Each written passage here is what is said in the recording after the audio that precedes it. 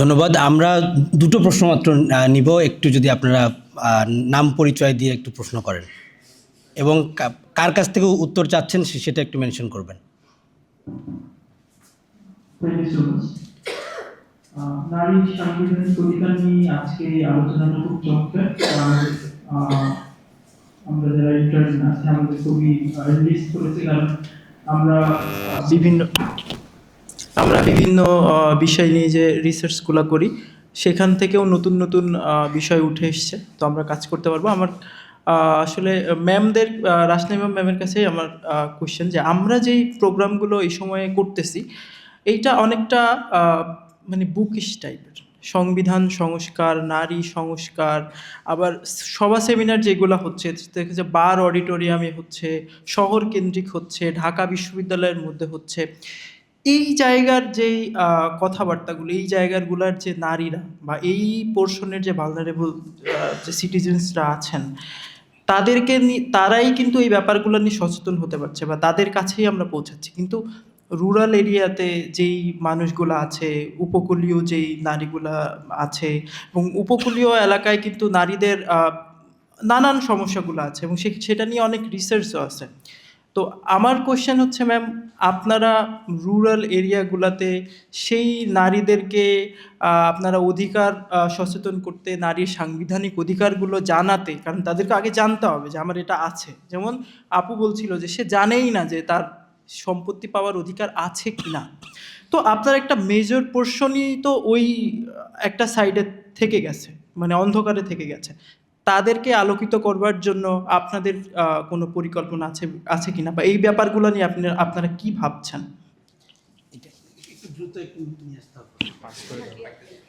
ঢাকা বিশ্ববিদ্যালয় সমাজবিজ্ঞানে মাস্টার্স করছি। আমি খুবই অল্প সময় 1 মিনিটের মধ্যে 2-3টা অপিনিয়ন বলবো। আলোচকবৃন্দ উপস্থিত আছেন, আমি আশা করব আমার ভুল হলে সংশোধন করবেন। রাসনাইমা ম্যাম যেটা বলছিলেন যে আমাদের পিতৃতন্ত্রকে পেট্রিয়ার্কাল মাইন্ডসেটটা পরিবর্তন সবচেয়ে বেশি জরুরি, কিন্তু আমরা দেখি যে আসলে যে নারী আয় করে, ইনকাম করে, যার ইকোনমিক কন্ডিশন ভালো, তার ক্ষেত্রে পিতৃতান্ত্রিক মাইন্ডসেট আর কাজ করে না আমাদের দেশের বেশিরভাগ মানুষের ক্ষেত্রেই। তখন তার একটা শক্তি থাকে, সে কথা বলতে পারে। সেক্ষেত্রে আমাদের আসলে পিতৃতান্ত্রিক মাইন্ডসেট পরিবর্তনের ক্ষেত্রে সবচেয়ে বড় কাজ হতে পারে যে নারীদেরকে আমরা যদি বলি ইকোনমিক্যালি বেনিফিশিয়ালি করতে পারা আর কি। দ্বিতীয় যে অপিনিয়ন, অনার কিলিংয়ের ব্যাপারটা আসছিল বারবার। যেমন রাসনাইমা ম্যাম বললেন ওনার গায়ের চামড়া মোটা, এই জন্য ওনার গায়ে কথা লাগে না, কিন্তু আমি আসলে ব্যাপারটাকে বলবো যে এইটা এক ধরনের ডিস্ট্রয় করে দিতে পারা, যারা নারীদেরকে হ্যারাস করে, নারীদেরকে নিয়ে বিভিন্ন ধরনের কথা বলে। এই কথা বলার কারণ তারা জানে যে এটা দ্বারা তারা নারীদেরকে হ্যায় করতে পারবে, ট্রমাটাইজ করতে পারবে। কিন্তু রাসনাইমা ম্যামদের মতন যারা আছেন তারা সেটাকে আসলে ট্রমাটাইজড হন না। সো এই ওয়েপনাইজ হওয়ার যে অনার কিলিংয়ের যে কালচার, সেটা যদি আমরা বের হইতে পারি, আমাকে কে কী বলছে, অবশ্যই শারীরিক এবং মানসিকভাবে হ্যারাসমেন্ট যেটা ডিফাইন্ড, সেটার ব্যাপারে আইনগত অবশ্যই ব্যবস্থা থাকবে। পাশাপাশি আমাদেরকেও বের হয়ে আসতে হবে যে আমরা আসলে অনার কিলিংটাকে অনার কিলিং হিসেবে দেখতেছি না। সো আমরা এটাকে নিতে জানতে পারি যেন। আর তৃতীয়ত যেটা বলবো সর্বশেষ, সেটা টুকেনিজমের যে কালচার, আমরা বিশেষ করে সাংগঠনিকভাবে বিভিন্ন জায়গায় যারা কাজ করেন, রাজনৈতিক দল থেকে শুরু করে সব জায়গায়, আচ্ছা এখানে একজন নারী নাই, সো আমার একজন নারী আনতে হবে, এই যে আলংকারিক প্রতিনিধিত্ব, সো এই জায়গাটা আমাদের নারীরা অনেক পিছায় আছে। সো তাদেরকে আনতেই হবে, সেই আলংকারিক হোক বা যেভাবে হোক। কিন্তু আমার মনে হয় আলংকারিক প্রতিনিধিত্বর চাইতে নারীরা যেন তাদের যোগ্যতা বলে, আমি বলবো না তাদেরকে বেশি সুবিধা দিতে হবে, কিন্তু তারা উপরে উঠতে গিয়ে যে ধরনের বাধা বিপত্তির সম্মুখীন হয়, যেটা পুরুষেরা হয় না, সেই বাধা বিপত্তিগুলো সাংগঠনিকভাবে যেন না হয়, সেদিকে যদি আমাদের সংগঠন, আমাদের রাষ্ট্র, সমাজ সবাই যদি সেই দিকটা বেশি খেয়াল রাখে, যে আমি আমার নারীদেরকে উপরে উঠতে বাধা দিব না, কিন্তু তাকে টোকেনিজম করার দরকার নেই, তাকে আমার নারীর আলংকারিক প্রতিনিধিত্বটা আসলে এক ধরনের ঠাট্টা বিদ্রুপ আমার কাছে মনে হয়। সো এই জিনিসটা আমার কাছে খুব গুরুত্বপূর্ণ মনে হয়। Thank you. ধন্যবাদ। একটু যদি সাকিব, রাসনাইমা আপাকে যেমন সব প্রশ্নের উত্তর আমিই দেবো, এটা হয়? আপনার কাছে না, এরশাদকেও আমি throw her under the bus যদি টু। কিছু বলতে চান পরে তাহলে আমরা শুনবো। আচ্ছা, প্রথমে আই থিঙ্ক প্রথমে আরো প্রশ্ন আছে? দুটো প্রশ্ন আছে, তাহলে একবারেই নাকি?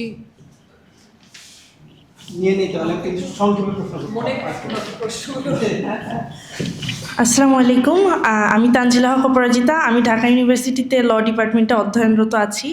আমার একটা প্রশ্ন হচ্ছে গণপরিবহন সেক্টর নিয়ে।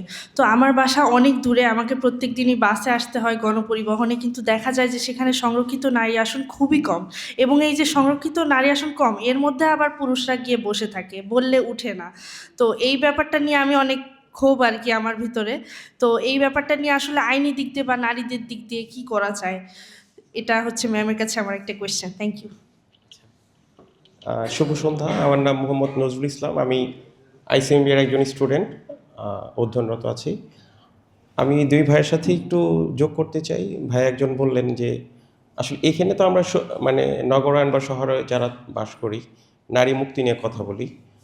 তা আমার কাছে নারী মুক্তি মানে হচ্ছে অর্থনৈতিক মুক্তি। এবং ভাই যেটা বললেন, আমি যদি অর্থনৈতিকভাবে স্বাবলম্বী করতে পারি, দ্যাটস এনাফ ফর অল। আচ্ছা, এখন যদি আরও কোর যদি আমরা যাইতে চাই, গ্রামীণ যে মহিলারা আছে এবং আরও যদি রুটে যেতে চাই যারা একেবারে অবহেলিত মাদ্রাসার মেয়েরা, হ্যাঁ, তাদেরকে নিয়ে কেউই চিন্তা করে না।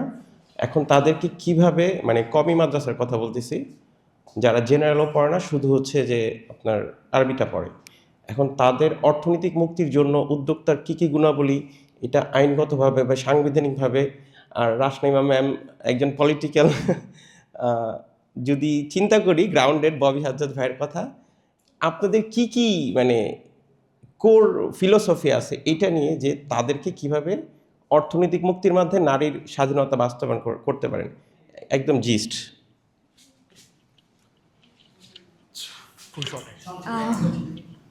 হ্যাঁ, I will try my best to make it so brief. আসলে আমি হচ্ছে অলরেডি দুইজন ভাইয়ার কাছ থেকে শুনলাম যে তারা নারীর মুক্তিকে মেজরলি ফাইন্যান্সিয়াল যে লিবারেশন সেটাকে মনে করেন, যে একজন নারী যদি ফাইন্যান্সিয়ালি মানে নিজেরটা নিজে চালাতে পারেন, তাহলে আমরা ধরতে পারি যে উনি অনেক কিছু থেকেই মুক্ত হতে পারবেন। কিন্তু আবার এখানে আমরা অনলাইন বুলিংয়ের যে কথাটা বলেছি, যে বট অ্যাটাক যেটা হয়, আমরা কিন্তু বাংলাদেশে একটা লম্বা সময় আমি মনে করি যে ফ্রিডম অফ স্পিচের যে অভাবটা সেটা বোধ করেছি। কিন্তু আফটার জুলাই আমরা দেখলাম যে হুট করে আমাদের ওই যে ফ্রিডম অফ স্পিচ ওটা আমরা ব্যাক পেয়েছি ঠিকই, কিন্তু we are actually using it in a difficult way actually, যে আমরা এমনভাবে জিনিসটাকে ব্যবহার করছি যে আমাদের একটা পর্যায়ে গিয়ে মনে হচ্ছে যে এই ফ্রিডমটা কি আমি চেয়েছিলাম স্পিচের। তো কিন্তু আমি বলবো যে জুলাইতে বিশেষ করে আমরা যারা মেয়েরা ছিলাম, আমরা মানে জুলাইতে আসলে জিনিসটা যে শুধু রাস্তায় হয়েছে বা ফিল্ডে হয়েছে তা না, অনলাইন অ্যাক্টিভিজম অনেক বেশি ভূমিকা রেখেছিল জুলাইতে। তো অনলাইন অ্যাক্টিভিজম যারা আমরা তখন করেছিলাম এবং এরপরে জুলাইয়ের পরবর্তী সময়গুলোতে যখন আমরা এটা অব্যাহত করছিলাম, আমরা দেখেছিলাম যে হ্যাঁ প্রচুর বট অ্যাটাক হতো। রাসনাইমা ম্যাম যেটা বললেন যে আইডি, একদম ক্লোন আইডি, যেটা এটা আমিও ফেস করেছি, ক্লোন আইডি হয়েছে, বিভিন্ন সাইবার অ্যাটাক হয়েছে, মানে সাইবার বুলিং তো অহরহ। আমি কোনো ধরনের মানে আইনি প্রতিকার পাইনি, আমি নিজে একজন ল স্টুডেন্ট, বাট আমি দেখা গিয়েছে যে জিডির পর জিডি করেছি, 3টা জিডি করেছি। বাট জিডি করার পরে লাস্ট জিডিটা আমি যখন করেছি, আমি দেখেছি যে থানা থেকে যে ইনভেস্টিগেশন অফিসারকে হ্যান্ডেল করা হতো, এবং উনি যখন আমাকে ফোন দিতেন যে ম্যাম আপনার অসুবিধাটা কি, আমি বলতাম যে সাইবার সিকিউরিটির হ্যারাসমেন্ট বুলিং, উনি বলতো ও হ্যাঁ লিটারেলি ইটস নট এ মানে ইম্পর্টেন্ট টপিক ফর হিম, যে ও। তো এরপরে আমি যখনই ওনাকে হচ্ছে বলতাম যে ভাই আপডেট কি, এটার আপডেট কি, যারা আমাকে বুলি করেছে তাদেরকে আপনি ডিটেক্ট করতে পেরেছেন বা আইডিগুলোর কী হয়েছে, বলে আমরা দেখছি 6 মাস হয়ে গেছে, ওনারা এখনও দেখছেন। সো এই যে ব্যাপারটা আমি এখানে যেটা উল্লেখ করার মতো সেটা হচ্ছে সাইবার অ্যাটাক বা বুলিং যে শুধু বট অ্যাটাকগুলো করে বা মেইল অ্যাকাউন্ট থেকে করে তা না, দেয়ার আর লট অফ ফিমেলস অ্যাকাউন্ট যারা মনে করেন আমি যেটা বলছি নারী হিসেবে আমার সেটা বলা উচিত না। সো আমি যে একটা লম্বা সময় ধরে আমরা এখানে শুনলাম যে 51% অফ আস অ্যাকচুয়ালি উইমেন, কিন্তু এই 51%ই কি একই রকমভাবে ভাবছে? দেখা যাচ্ছে ওই 51%-এর মধ্যে থেকেও আসলে যারা আমরা একটু হচ্ছে প্রোগ্রেসিভলি ভাবি বা করতে চাই, তাদেরকে পিছিয়ে আনার জন্য বা লেগ পুলিং করার জন্য enough women are there, they are manipulated by the patriarchy or whatever it is. But আমার মনে হয় যে তাদেরকে যদি আমি ওই জায়গা থেকে বের করে না আনতে পারি এবং না বোঝাতে পারি যে you have rights and you should exercise it in your way, তাহলে হয়তো আমরা কখনোই আমাদের লক্ষ্যে পৌঁছাতে পারবো না। আচ্ছা, আসসালামু আলাইকুম, আমার নাম তাসনিদা ওসমার্থী। আমার খুবই একটা স্পেসিফিক কোয়েশ্চেন আছে। ম্যাম যেমন লাস্টে শেষ করলেন যে আমাদের যে নির্বাচন আসতেছে, আমাদের নির্বাচন ইশতেহারটা পড়া উচিত। আমরা যারা মানে মফস্বলে থাকি বা ঢাকায় থাকি বা পড়ালেখা করছি, তাদের কাছে এই কোয়েশ্চেনটা রেজ করা অনেক ইজি যে আচ্ছা ঠিক আছে, আমি আপনাকে যে ভোট দিব, তো আপনার ইশতেহারে আমার রাইটের ব্যাপারে কী বলা আছে। কিন্তু আমি যদি দেখি, যেমন ভাইয়া যেমন একটা কোয়েশ্চেন করেছিল যে আমাদের গ্রাম অঞ্চলে বা কোস্টাল এরিয়াতে যারা আছে, তারা এই যে স্পেসিফিক এই ইস্যুটা কীভাবে ইনশিওর করবে যে আপনার ইশতেহারে আমার রাইট বলে কি আছে। যেমন যদি আমি বলি, আমার যেই খালা বা আমার হচ্ছে আরও একটু দূর সম্পর্কের আত্মীয় যারা একদম রুরাল এরিয়ায় থাকে, তো তারা তো কথা বলাই তাদের জন্য অনেক বড় একটা দায়। কারণ একটা দেখা যাচ্ছে যে 5 জন নির্বাচনে প্রচার করতে আসছে, তো তাদের সামনে গিয়ে বলা যে ঠিক আছে, আমার রাইটটা কিভাবে ইনশিওর হবে, আপনার ইশতেহারে আমার রাইট সম্পর্কে কি বলা হয়েছে, এটা কিন্তু সম্ভব না আমাদের বাংলাদেশের এই কনটেক্সটে। তো এই স্পেসিফিক এই ইস্যুটা, যে আমরা যদি একটা ম্যাসভাবে এই নারীর এই অধিকারটা নিশ্চিত করতে চাই বা এই কোয়েশ্চেনটা অ্যাকচুয়ালি অ্যারাইজ করতে চাই, তাহলে এই স্পেসিফিক ইস্যুটা কীভাবে সমাধান করা যায় সেটাই। Thank you. কোনো খুব গুরুত্বপূর্ণ প্রশ্ন চলে এসছে, ইন নো স্পেসিফিক অর্ডার। আমার যেগুলো মনে পড়ছে সেগুলো দিয়েই শুরু করি। তো প্রথমে বলবো, গ্রামে গঞ্জে যে নারীরা আছেন তাদেরকে নিয়ে আপনারা একজন প্রশ্ন রেখেছেন যে তাদের মধ্যে তাদের কি কি আইনি অধিকার আছে, সেই সচেতনতাটা কিভাবে বাড়াতে পারবো। অনেস্টলি ব্যক্তি লেভেলে তো সেই সচেতনতা বাড়ানো সম্ভব না এককভাবে, কিন্তু এই প্রথমত তো সরকারের উপরে সবচেয়ে বড় দায়িত্ব বর্তায় যে ন্যাশনাল লেভেল ক্যাম্পেইনসের মাধ্যমে এই বেসিক রাইটস যেটা আছে সেগুলোর অ্যাওয়ারনেসটা বাড়ানো, সেই সচেতনতা খুব সহজভাবে সাধারণ ভাষায় তাদের কাছে পৌঁছে দেয়া যে আপনার এই আইনি অধিকার, এবং আপনি আইনি প্রতিকার যদি চান এভাবে করে আপনি সেই আইনি প্রতিকারটা পেতে পারেন। এটা গেল এক। সরকারের আন্ডারে যেরকম আমরা দেখেছি যে মোর অফেন দেন নট এনাদের তো সামর্থ্য নেই যে একটা আইনজীবী এঙ্গেজ করবে এবং আইনজীবী তাদের লড়াইটা লড়বে। তো এখানেই কিন্তু ন্যাশনাল লিগ্যাল এইড যে অর্গানাইজেশনগুলো আছে সেটা দিকে তাকাতে হবে, যে লিগ্যাল এইড নিয়ে তাদের আইনি লড়াইটা লড়া। অ্যান্ড তাছাড়া তো এই স্পেসে এনজিওস কাজ করছে, অনেকগুলো এনজিও আছে, তার মধ্যে অন্যতম একটা হচ্ছে Bangladesh legal aid and services trust, blast, যাদের লিগ্যাল এইড একটা উইংও আছে। তারা বিনামূল্যে বা স্বল্প মূল্যে মামলা করে দিচ্ছে, বা জনস্বার্থমূলক মামলা হিসেবে ধরেন একটা পার্টিকুলার এরিয়ার অনেকে যদি একটা প্রবলেম ফেস করে, তাদের জন্য জনস্বার্থমূলক মামলার মাধ্যমে তাদের অধিকারগুলো নিশ্চিত করছে, অ্যাক্সেস টু জাস্টিস নিশ্চিত করছে। এখানে আরেকটা ভূমিকা পালন করতে পারে, কিন্তু আনফর্চুনেটলি করতে পারছে না, সেটা হচ্ছে যে আমাদের প্রত্যেকটা কোর্টে যে বার অ্যাসোসিয়েশনগুলো আছে, এই বার অ্যাসোসিয়েশনগুলো কিন্তু এই গ্যাপটা, বা এখানে তো এখনও অনেক স্কোপ আছে কাজ করার, এই গ্যাপটা পূরণ করতেই পারতো যদি তারা এত পলিটিসাইজড না হতো। আমাদের প্রত্যেকটা বারেই ওই বার অ্যাসোসিয়েশনগুলো very very divided and very very politicised. So তারা ওই পলিটিক্যাল রাজনৈতিক স্বার্থেই যা করার, যেসব মামলা করার, সেগুলো নিয়ে ব্যস্ত থাকে। ওখানে আইনের শাসন নিশ্চিত করার জন্য বা access to justice for the marginalised মাসেস, সেটা নিশ্চিত করার জন্য কিছু করার সময় তাদের হাতে আনফর্চুনেটলি নেই, যেটা দুঃখজনক। কারণ বার অ্যাসোসিয়েশনের উপর কিন্তু এই দায়িত্বটা বর্তায় যে তারা আইনের শাসন নিশ্চিত করার জন্য বা অ্যাক্সেস টু জাস্টিস নিশ্চিত করার জন্য এসব পদক্ষেপ বিনামূল্যে প্রোবোনো বেসিসে এই সার্ভিসেসগুলো যেতে দেয়।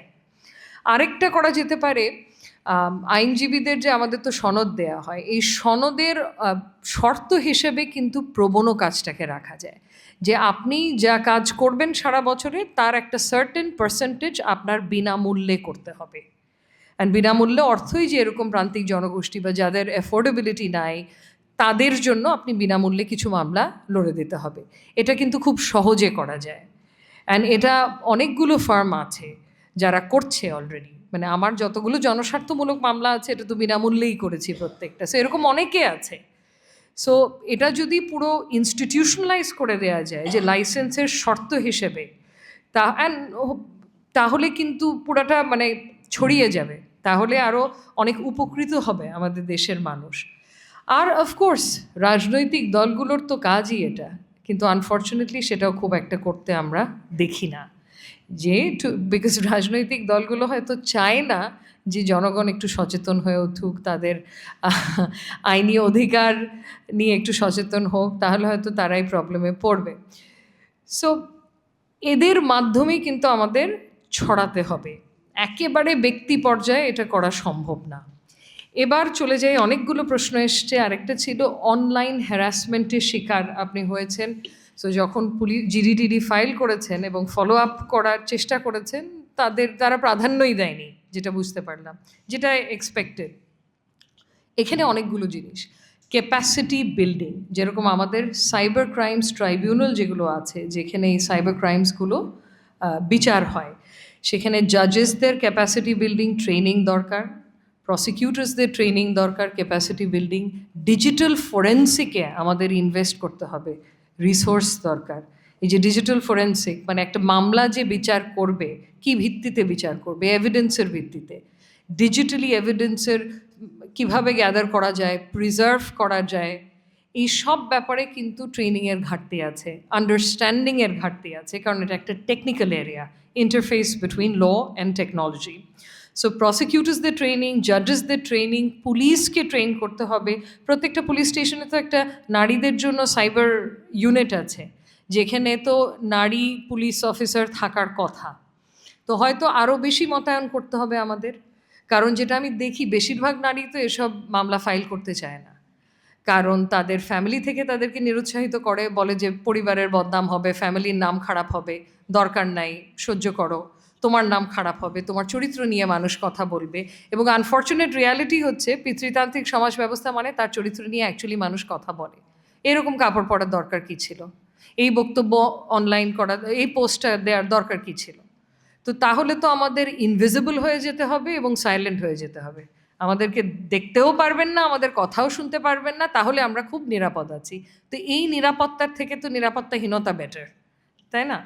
সো এখন জেন্ডার সেন্সিটাইজেশন তার জন্য দরকার। আমরা যদি চাই যে আরও নারীরা বেরিয়ে এসে কমপ্লেইন ফাইল করুক, তাহলে আমাদের পুলিশ স্টেশনটাও তো একটু নারী বান্ধব করতে হবে। তাদেরকে তো জেন্ডার সেন্সিটাইজেশনের বেসিক ট্রেনিং দিতে হবে, যে যাতে করে যে অলরেডি ভুক্তভোগী, ধরেন সেক্সুয়াল হ্যারাসমেন্টে, যৌন হয়রানির, সে পুলিশ স্টেশনে এসে যাতে আবার দ্বিতীয়বার ট্রমাটাইজড না হয়, তারপরে সাইবার ক্রাইমস ট্রাইব্যুনালে গিয়ে আবার তৃতীয়বার ট্রমাটাইজড হতে হবে। তো মানে একই ক্রাইম বারবার আমার সাথে হচ্ছে। সো এই জেন্ডার সেন্সিটাইজেশনটা দরকার। আনফর্চুনেটলি বেশ উচ্চ পর্যায়ের বিচারকরাও কিন্তু আমাদের জেন্ডার সেন্সিটিভ কমেন্টস করেন না কোর্টে। তো এটা যেরকম একবার এরকম একটা আপত্তিকর মন্তব্য করেছিলেন একজন বিচারক, তো আমরা একটা পিটিশনও ফাইল করেছিলাম মহামান্য প্রধান বিচারপতির কাছে, এবং উনি হয়তো তাকে ডেকে কিছু বলেছেন। তো একেবারে মানে উচ্চ পর্যায়েও আপনি চিন্তা করেন, তাদের ন্যূনতম ধারণা এখনও নেই কি বলা যায়, কি বলা যায় না in the 21st century. So gender sensitisation দরকার। আর পেট্রিয়ার্কি না জিনিসটা এমন, এটা সবার মধ্যে ডিপলি এন্ট্রেন্সড। এটা যে শুধু ধরেন আরিফ খানের মধ্যে আছে, আমার মধ্যে নেই, তা না। এটা কিন্তু আপনার আমার সবার মধ্যেই ডিপলি এন্ট্রেন্সড।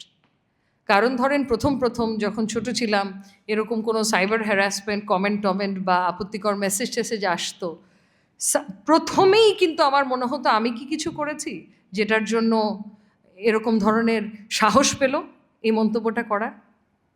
তার অর্থ কি? তার মানে আমিও কিন্তু আমার মধ্যেও ওই মাইন্ডসেটটা ডিপলি এন্ট্রেন্সড। আমি ওভাবেই চিন্তা করি। আমার মাথায় ফার্স্টই ভিকটিম ব্লেমিংই আসলো, আমি নিজেকেই দোষারোপ করার চেষ্টা করলাম, হ্যাঁ সবাইকে তো করে না, আমাকে কেন করলো? তো এই মাইন্ডসেটটা সবার মধ্যে আছে, নারী পুরুষ নির্বিশেষ। এবং ভিকটিম ব্লেমিংয়ের কারণেই কিন্তু এই যে যারা যৌন হয়রানির শিকার হচ্ছে তারা এগিয়ে আসছে না, তারা মামলা দায়ের করছে না। এবার চলে যাচ্ছি সংরক্ষিত আসন নিয়ে কেউ প্রশ্ন করেছিলেন। সংরক্ষিত আসন, সংসদের সংরক্ষিত আসন, তাহলে ও আচ্ছা, গণপরিবহনে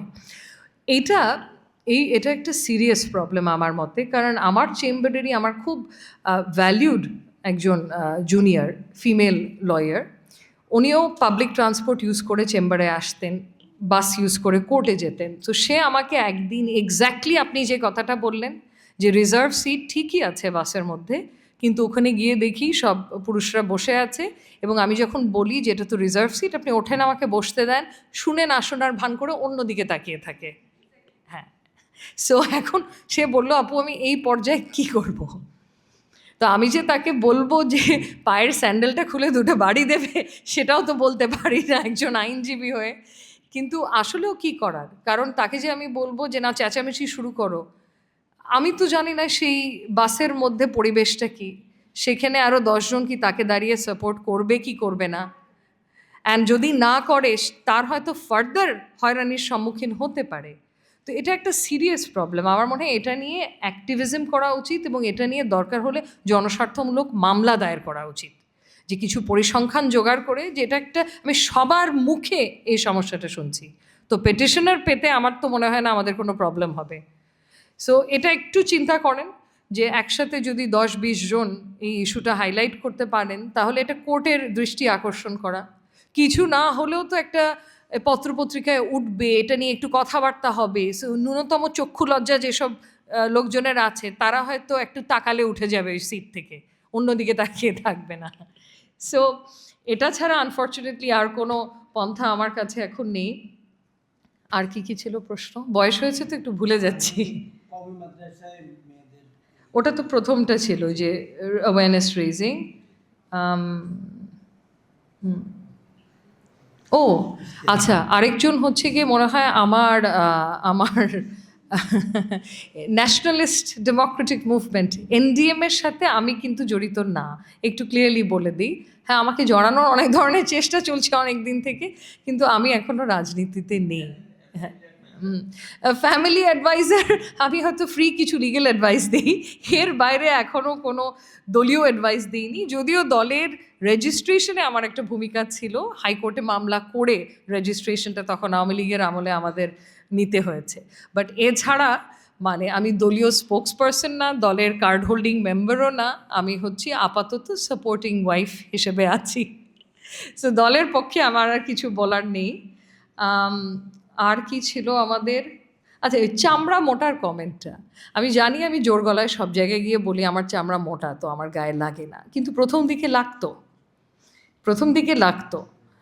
আরেকটা হচ্ছে, একটা সভ্য সমাজে আমার চামড়া মোটা হতে হবে কেন, এটা হচ্ছে আমার প্রশ্ন।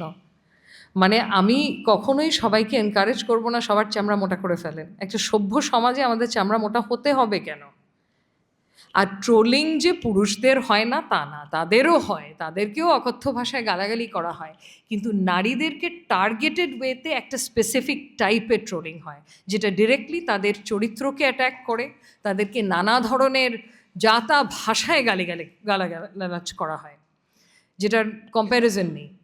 এবং তার জন্য কিন্তু যে গালি দিচ্ছে সমাজ তাকে জাজ করবে না, যে গালি খাচ্ছে তাকেই জাজ করবে। পুরুষদের বেলায় কিন্তু সেটা হয় না, একেবারেই হয় না। আর কি কিছু ছিল?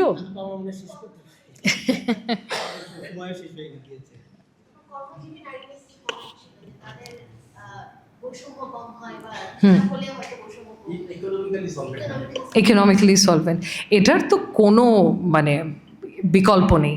মানে আমার অর্থনৈতিক, মানে আপনি যদি ইন্ডিপেন্ডেন্ট ফাইন্যান্সিয়ালি না হন, অ্যান্ড ফাইন্যান্সিয়াল ইন্ডিপেন্ডেন্সের কিন্তু দুটো অ্যাসপেক্ট আছে। একটা হচ্ছে আপনি জীবিকা নির্বাহী করছেন, মানে আমি আমার টাকায় চলছি, আমি আমার টাকা আর্ন করছি, কিন্তু দেখা যায় অনেকে আর্ন ঠিকই করছে কিন্তু কন্ট্রোলটা নাই তার ফাইন্যান্সের উপর।